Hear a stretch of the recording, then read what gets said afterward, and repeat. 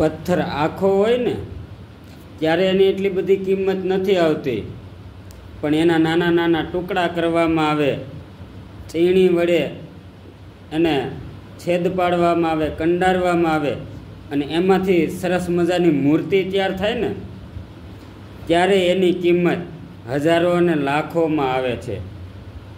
બરફનો આખો ખાંગડો હોય ને ત્યારે એની એટલી બધી કિંમત નથી હોતી, પણ એ છોલાય, નાના નાના ટુકડા થાય અને ત્યારે એ એક ગોળાની કિંમત 50 કે 100 રૂપિયા બને છે.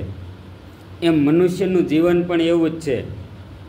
જો તમે ઘસાવ નહીં, તમારી પડતી ન થાય, તમે ભાંગો નહીં તો તમારી કિંમત નથી થતી. પણ જીવનમાં મુશ્કેલી આવે એમાં તમે ભાંગો, તૂટો અને ઘડાવ ને ત્યારે તમે હીરાની જેમ ચમકો છો અને ત્યારે તમારી કિંમત થાય છે. એટલે ક્યારેય છે એ પડતી આવે તો કંટાળવાનું નહીં, ટેન્શન નહીં લેવાનું, કિંમત વધવાનો સમય આવી ગયો છે.